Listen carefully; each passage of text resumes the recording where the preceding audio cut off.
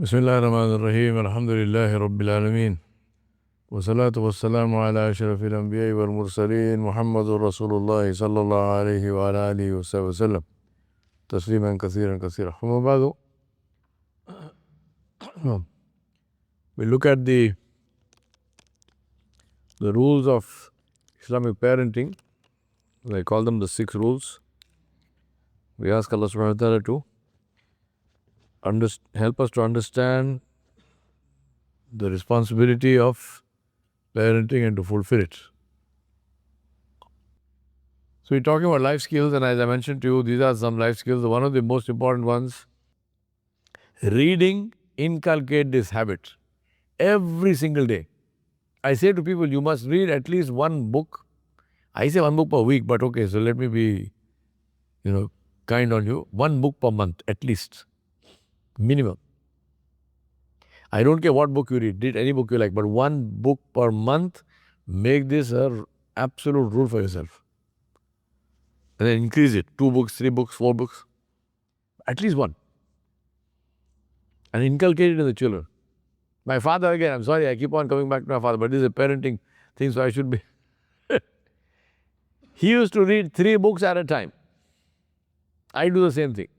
3 different plots. One will be a history book, one will be something else. And I can run those things in my head simultaneously. Alhamdulillah, it's very, very good for the brain. He did that. What he would do is he would bring the books to me. He would give me a book. And then he would come the next day. Or maybe give me a day. So the third day. And he would say, "Oh, Pade, did you read the book?" I said, "You just give it to me." He said, 2 days have passed. What is just give? So I read the book. So he then tells me, "What do you think?" So I start telling him, the author is saying, no. I'm not asking you what the author is saying. I know what the author said. I read the book before I gave it to you. I want to know what you are saying. Huh? So don't regurgitate the stuff to me. Oh, the author said, forget the author. What are you saying? You read the book. What is your take on this?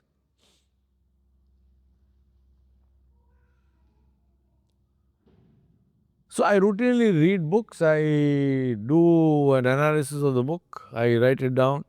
I write down key points that I need to remember. And that helps me in my understanding of life and so on and so forth, and in my own writing, which I do. Right? And then a respect for law and order, respect for duty.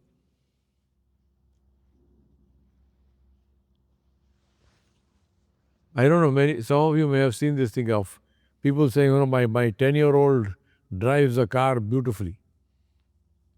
Why does your 10-year-old drive a car? Beautifully or otherwise? You're breaking a law.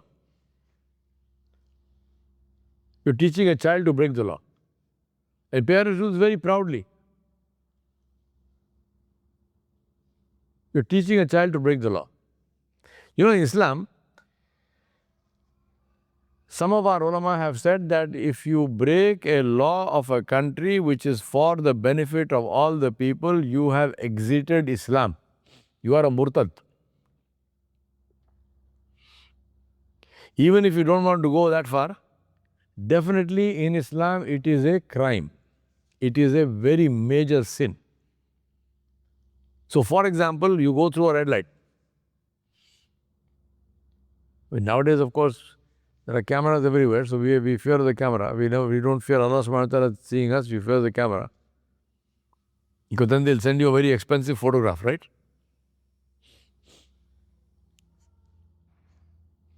Going through a red light. This is, in Islam, this is haram. Because you can cause an accident. The laws, you might say, well, where is the law in the Sharia to say red light? No, the law doesn't have to be there. The Sharia allows laws to be made for the benefit of all people. Traffic laws are such laws. and others. So teach them a respect for law and give responsibility. It is very, very important to give children responsibility.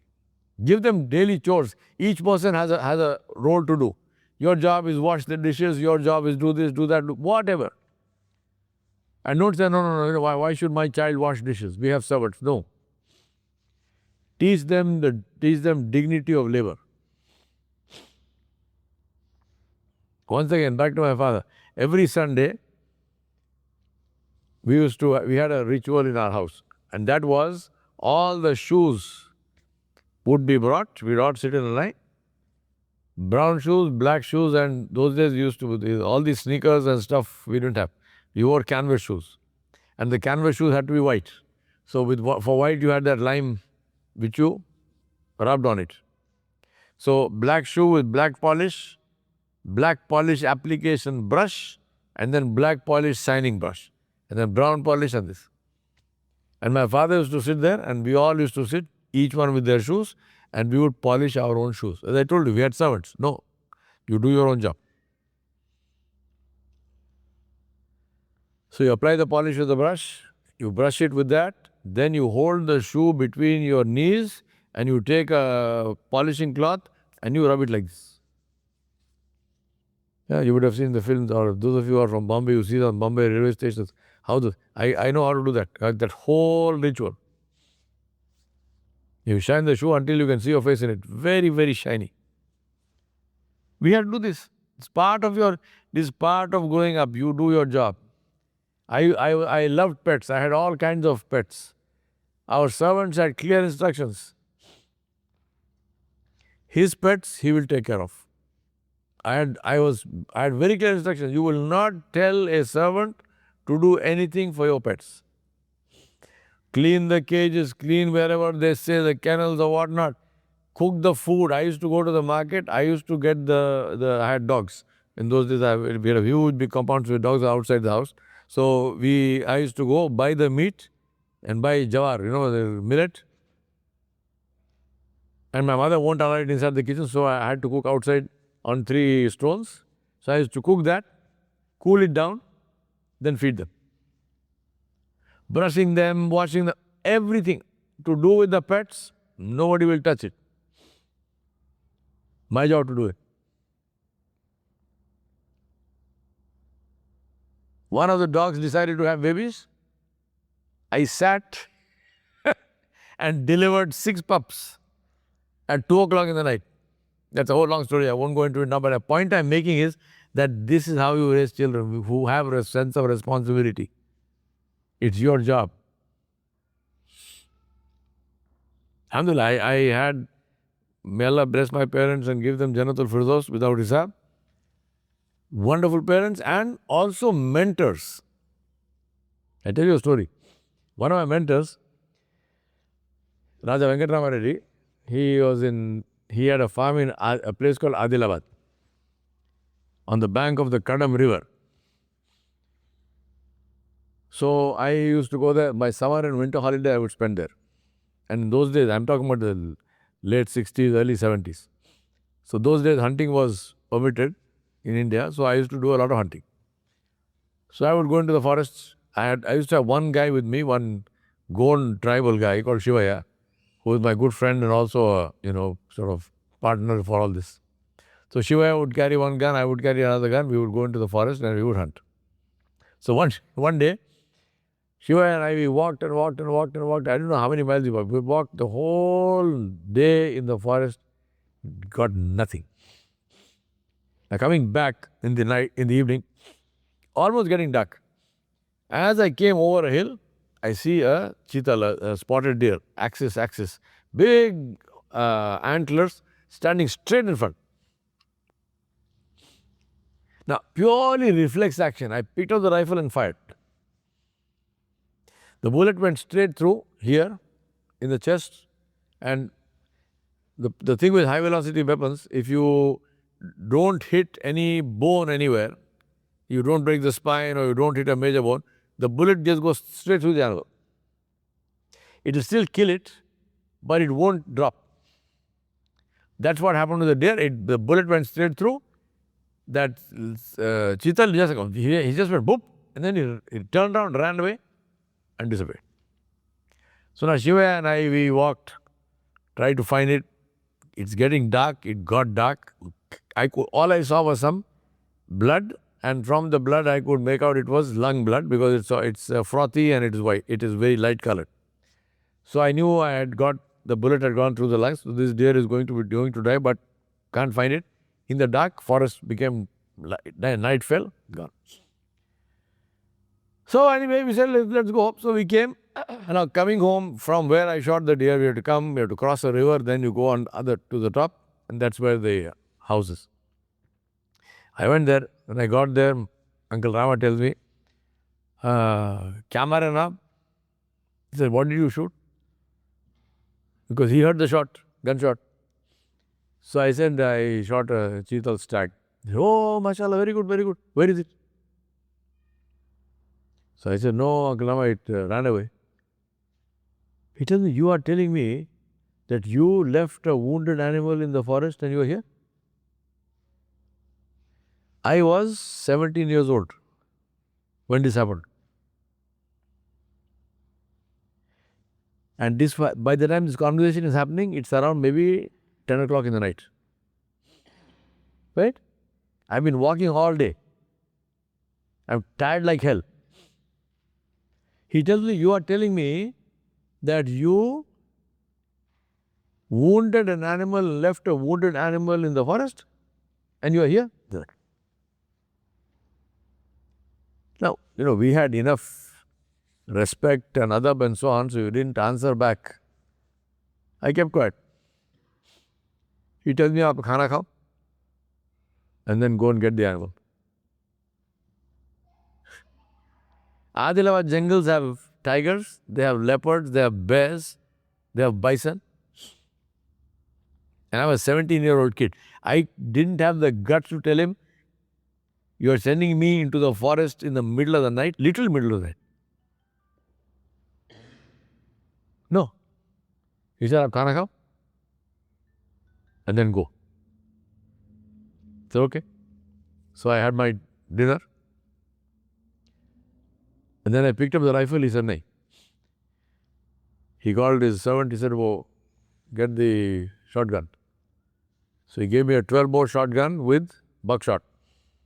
He said, anything you see now, you will see close up. So I don't want you taking aim through telescopic sights and stuff. If you have to shoot, you have to shoot fast. So he's concerned about my safety, but no compromise. He said, if you shoot something, you bring it back. If you don't bring it back, you don't come back, period. This is the way I was taught responsibility. You take ownership for your work.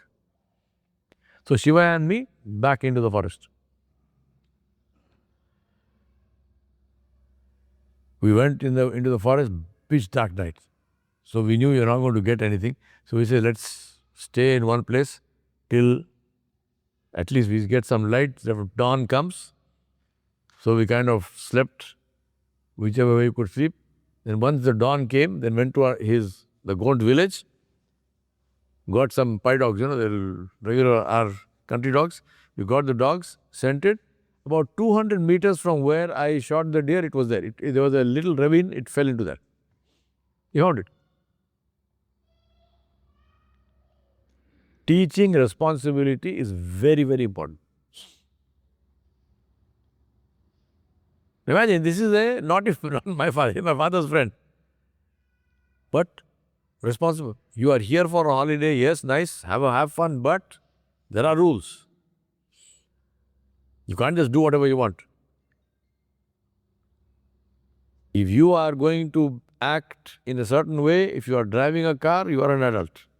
If you are firing a rifle, you are an adult. We will treat you like an adult. No tamasha with that. You must know how to shoot. You must know how to handle a weapon safely. Right? This is how you raise children. And very, very important, as I've said here, don't use children as pawns in your politics.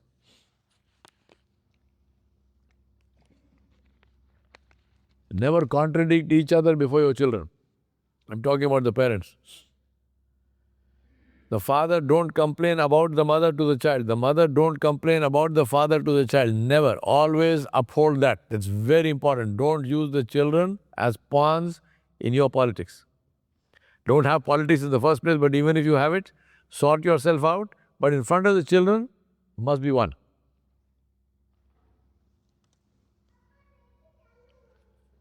Then again, ownership and responsibility, teamwork. No competition between siblings. My specialization is family business consulting. I advise founders and family business owners in running their businesses, running their families, conflict resolution, succession planning. I am sounding board to boards and so forth. This is my regular work. And many times, when I look at conflicts in families, I can tell you where that conflict started. Conflict between brothers. You know where it starts? It starts at age 2 and age 3 in the nursery. You know how it starts? There is one toy, whatever it is. One kid grabs it. The other one wants it. This one won't give it. And what is the parental response? Don't worry, I'll get you your own. It's not to say share it. No. Don't worry, I'll get you your own. Fast forward 40 years, that toy is your factory. That toy is your company. That toy is your business. And they are fighting. You train them. You train them not to cooperate. You train them not to collaborate. You train them not to share. I want my own. You're going to split the company. You're going to split your father, your grandfather, build a whole business. You're going to smash it because I want my why. That's how I'm trained. Same father, grandfather trained me like this. Not consciously, but this is what happens. So teach them to collaborate. No competition between siblings. In the early 80s, I used to be in Bangalore and I used to learn Aikido, which is a martial art. And my Aikido teacher was an Australian gentleman called Julius Abe. Now, Julius at that time, he had, I think if I'm not mistaken, he had a son who was about 3 and daughter was 2. Something like this. I don't know which one was, either one was older by a year. So Julius tells me an interesting story. He said in our home, my wife and I sleep in one bedroom and across the hallway, the children sleep in the other bedroom.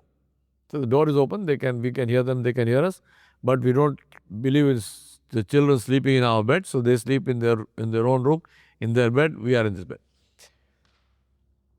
He said every morning, the 2 kids, they wake up, they come running into our room, and they wrestle with me on the bed, with the father.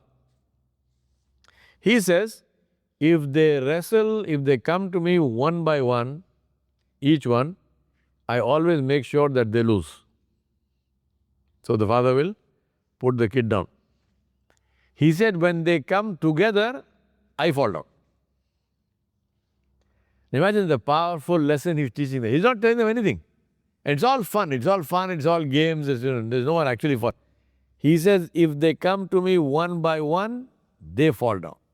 If they join together, he doesn't even tell them you should join. Nothing. Let them figure it out. They'll figure it out. They know, kids are very smart, believe me. They join together and come, he said, I always fall down. I make sure they always have the winning experience. That's how you train them. Never take sides between children. No favoritism. So to the extent possible, and I'm not saying love everybody equally. No, you don't. I mean, this is a personal likes and dislikes. Some children, but make sure that you at least don't express that. Inshallah, أقول قولي هذا أستغفر الله لي ولكم ولسائر المسلمين فاستغفروا إنه هو الغفور الرحيم. We'll end here for now. After